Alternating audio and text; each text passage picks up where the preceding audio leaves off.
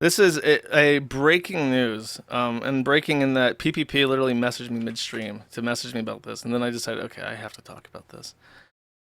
Uh, as I mentioned, there are certain people that I'm aware of, and for various reasons, I do not blast them openly on my stream because it's a multifaceted consideration based on, it's on a per individual basis. Chat. I have appeared on a stream with a guy called iHypocrite. iHypocrite is a what's the appropriate word? He's a content aggregator. His job description is that he runs a very large Twitter account called iHypocrite, and he also runs a Facebook group. And his thing is that he, one, stays unbanned, and two, he aggregates content. So he'll post articles without any kind of comment. So because his comments could be used to get him banned. So if he just posts screenshots of things, it's much safer. He does this on both Twitter and also on Facebook. And I think that he has hundreds of thousands of followers. However, he's not content with that. What he wants to do is go into live streaming. So I've played one video of him melting down in a live stream because people were rightly calling him out for something for Andrew Tate, because Andrew Tate said something about the Jews, so therefore he's based, and that was basically his point. Like, I don't care who's saying it, if they're calling out the JQ and bringing attention to the JQ, then that is always righteous. It doesn't matter who the speaker is. More people is that's the ends justify the the ends justify the means. That's right. That's correct. So I played that because he got so angry he just shut off his stream. And from my understanding, he's mad at Kino Casino because Kino Casino is making fun of him for his proximity to Nick Fuentes. Nick Fuentes is in a spot that I'll talk about next, but I'll interrupt for this. At a certain point, even though I've been on his podcast, I unfollowed him on Twitter, and apparently he pays attention to this. So he noticed and is mad. And in one of these clips that I have, apparently he talks about this and gets mad. So if you are interested in iHypocrite's stuff, you need to know that from what I've been told is that he is actively deleting his content. When he realizes that he had a bad stream and he shuts it off, he immediately deletes the VOD so that people can't pick on him. So if this is your kind of slop that you're interested in, you are going to have to actually go out of your way to archive it in real time. Because the last one that I saw was funny, and I that was kind of my warning shot where it's like, you know, I didn't find that myself. I didn't see that myself, and I clipped it, and then I talked about it. People send that to me, and I'm like, look, bro, I know you're having a rough time with things, and I'm trying to be nice, but people are starting to notice. And he talks about me unfollowing him on Twitter, which is the gayest thing to be upset about. The reason why I unfollowed him on Twitter is because iHypocrite is a habitual mark for, in particular, OnlyFans whores self-promoting. So there's that woman that had sex with 1,000 guys supposedly in one day, and that becomes a massive sensationalist story. And it's like, this, number one, the story is probably fake. Number two, this is just advertising for her OnlyFans. So why are you giving it to her? But he does this constantly. Like, I think it's his best engagement is when he promotes like an OnlyFans whore, and then a bunch of people like rage in the comments and retweet it, and like I think that's his best engagement metrics. So he does it continuously, and it's like, I don't want to see that. I don't want to see it. I don't want to be made aware of it. In the inner sanctum of my fucking mind, the temple of my body, I do not want this information in my fucking head at all. I don't care if some lady sucked 1,000 cocks in one day. I just don't give a shit. I don't want to hear about her new exploits. I don't want to hear it. So that's why I unfollowed him. He's also like extremely anti-white woman, and it's just like, I don't care. I don't want to see this shit. I don't. So I unfollowed him, and he's upset about this. So I'm very curious what this clip is, and then I have another one that PPP actually sent me in clip directly. So let's hear it. This is him being mad about Kino Casino making fun of him, I think. Play it after I get through this first segment, which is about the Kino Casino. It's about skeletons in people's closets, like what Ye talked about. It's about Nick Fuentes canceling his appearance on the Progress Report. yesterday. It's all of this stuff is tied together. So I want to just talk about it and get it all off my chest, and then we'll go back to our normal shit posting. And also we're never going to talk about Kino Casino again after this. I bet you, motherfucker, $500 You might not say the words Kino Casino, but I got a feeling. Okay, so this will be a banned topic after today. If you want to do a call-in show, call in about it. Like, that's fine. There's no holds barred on the call-in show. But I don't want to hear about Kino Casino in the chat or the super chats after today. Okay, so if you have something to say, get it off your chest today. And because going forward, if I even get a whiff off of you that you watch that shit, I'm just gonna ban you. Oh my and I God. encourage my mods to do the same, please. And regardless of any context, if somebody comes in tomorrow and says "fuck Kino Casino," I hate Kino Casino, just ban that person. It's like a banned topic, one of a handful. Anyway, Nick did cancel the show, unfortunately. Nick Fuentes was supposed to stream with them, then they realized what a terrible fucking idea that was, so he canceled. Okay, this is supposedly about us, but before that, let's see what this one is. This is out of order. I don't know what order these are in. We're just going. Now I'm gonna listen carefully. I'm gonna try to explain this like I'm talking to a 5-year-old.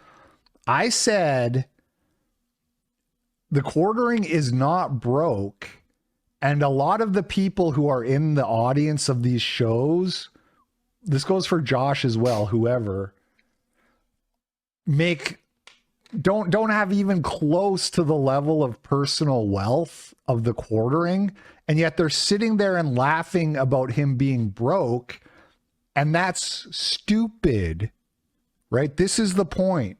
Is like you're making up a untrue headcanon about another person so that you can feel better than them and laugh at them and enjoy their failure and their misery, but it's not even true. That's the point I was making. I wasn't saying quartering is a better person than you because he makes more money than you. Quartering is a better person than most of you because he's married and I think has kids. Does he have kids? Old here. So I don't know if I called quartering broke. I know PPP because that's what PPP does. Like whenever he sees people that are like 50 pounds overweight, and PPP who's like 500 pounds goes, he's fat. Just at the top of his voice, just shouts, he's fat. And then Jeremy goes into debt and he goes, he's broke. Well, he's got a fucking plane. He's obviously not broke in like the most traditional sense of what that means.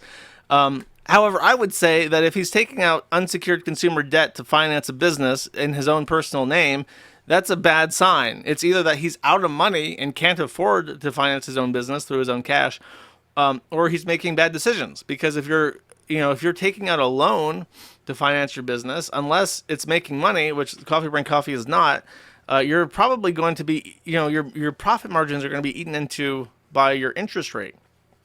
Which, if it's how much is like a personal loan? It's like 12% minimum from like a good credit union for like a personal loan, right? So that's 12% APR on $80,000. You gotta make a lot of fucking money just to pay off the interest rate on that loan.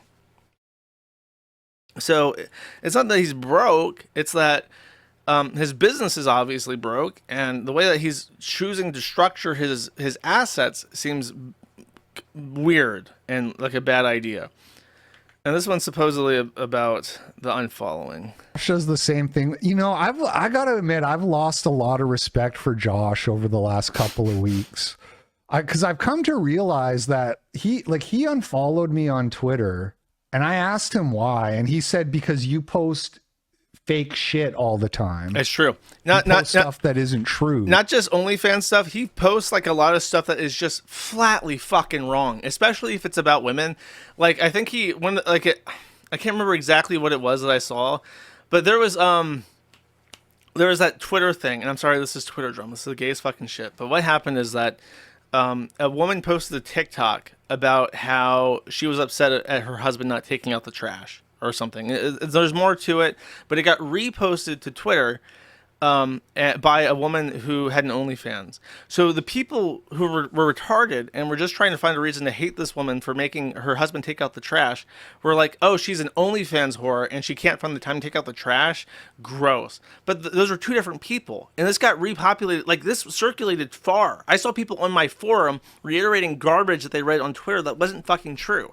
And this is entirely because the shit spreads through people like iHypocrite. He does it continuously, where he sees a catchy headline or whatever the fuck, or like a Twitter exchange, and then he just republishes that without any kind of scrutiny on if it's true or not.